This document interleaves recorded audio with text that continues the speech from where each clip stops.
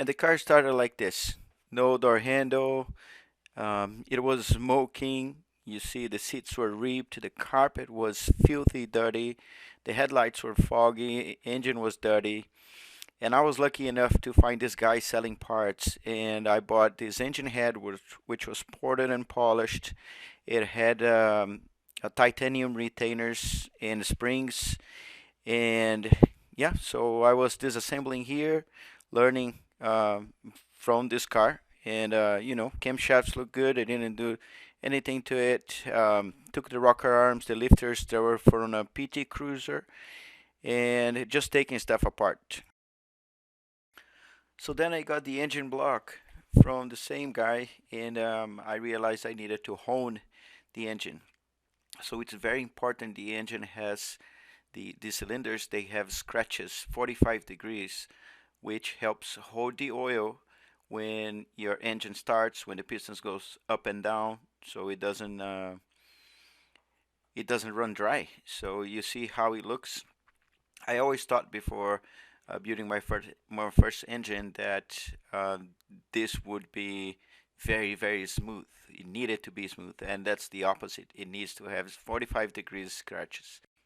Then after sending the head or the whole engine to the machine shop, I asked him to sand blast the head, and I needed to polish again. So yeah, I got my Dremel and just make it shiny and nice, smooth. This is a very rewarding part of the job. I clean those valves, and I mean, they're doesn't matter. They're gonna get dirty anyways, but it turned so pretty, turned out very clean. Which brings me to this point because I wanted it to be clean so I could do the valve job, which makes the valve sit 100% into the engine head. So even if you put a hair in there, you have leak. And in this case, if it sits properly, you have better combustion and So it's very tedious, but it's very rewarding as you can see. It looks pretty and they all sit tight in there, so no leaks. But now if you ask me, this is the worst part ever. You have the lifters and you bleed them. You see, I compress them and oil comes out of it. So the old oil comes out and then you put new oil in there. This helps when you first start the car. It doesn't tick. So, and you don't have any damage or anything because it's full of new oil. And that was one. Look at how many I have. And I was working on one. So yeah, that's not enjoyable at all. This is one of the most important parts of the build. Even if your engine is built correctly, but you don't have the ring gapped properly for your application, you'll have big problems because the engine gets hot, the ring gap gets shorter, and it might touch each other, break into pieces, break your piston, and then you have pieces inside your engine. So pay attention to that one. And of course, putting together the pistons and rods. Can't forget about putting assembly lube everywhere. There's a circlip in there which sucks to take it out. So you put a circlip in one side and start putting the mid part of it, and then put the rod in it, push it all the way, and put the circlip on the other side. After that, I installed the piston rings into the piston. There are two rings. The first ring which has a certain gap. Second ring has a different gap, and the only ones we don't gap is the oil ring, which is like a sandwich. It has a flat ring on the bottom, a groovy ring in the middle, and a flat ring on the top. So you start from those because they go all the way on the bottom, and then you go second ring and first ring. So installing ARP studs, crankshaft, and the griddle. Couple things. One, when you use ARP studs, I needed to take to the machine shop and they need to line hone it because when I start tightening like I'm doing right now, the crankshaft wasn't turning anymore. So be sure that you, if that happens to you, take to the machine shop. Now we're going to install piston rods and rings. We need a piston ring compressor, put some assembly lube around there so it slides out of the tool easily.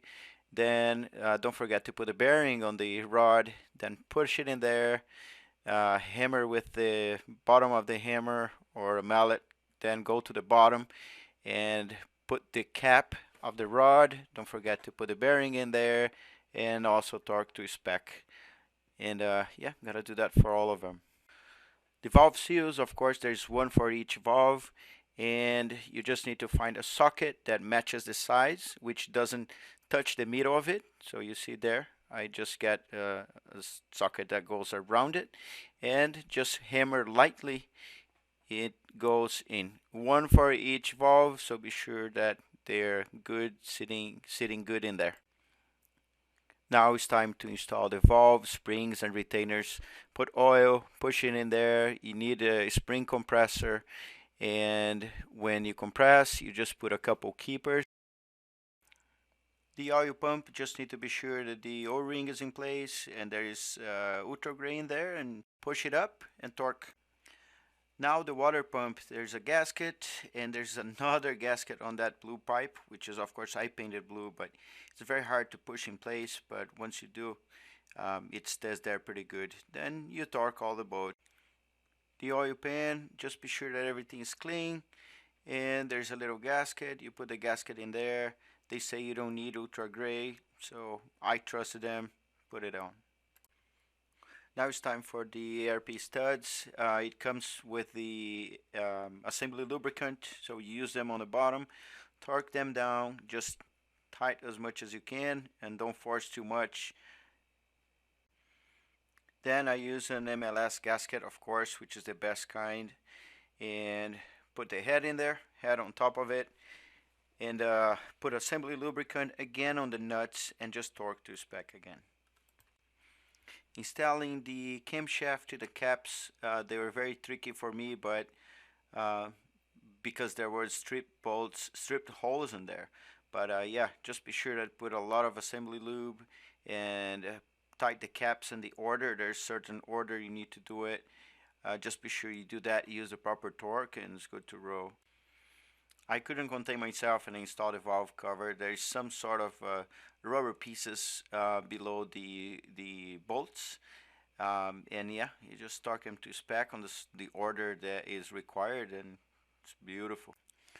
And I got some FIC injectors. They were used, and I decided to clean them, you know, since it's outside of the engine. I don't know if I needed to, but I might MacGyver something. And as you can see, I was cleaning and plugging in the battery, and they were spraying, and it's good to roll. It worked fine. Car started properly. So this was my exhaust manifold. It was cast iron, so it's very heavy, and as you see, my turbo is that kind of flange, which is kind of rectangle, which I'm not fan of because it's too heavy. I lost 3 of those already. But, you know, this is how I installed and when I installed it. The wastegate is fine. The wastegate is good. You just need to have extra gaskets just in case. But, yeah, the whole setup looks pretty clean. And some the fuel rail, injectors, and the intake manifold is, I mean, pretty straightforward. Just need a few gaskets in there. And, you know, some long extensions and wobbly extensions.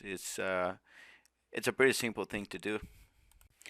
The tricky part about the cam gears is if you get an aftermarket, those markings, 0 degrees and all of that, it's wrong. It's on the wrong way, so you need to mark them yourself. As you see, I have a white mark. It was tricky to remove my first engine just by myself, and but yeah, as you see, I did it. This is the engine that was in the car. I took that one out and prepared everything to get the new one in. I couldn't even believe that this day come, but the new engine was getting in the car. There was a lot of work to come, which was wiring and all that stuff, but it was beautiful there. Look out on my left so we can run in front of you. Okay, come on.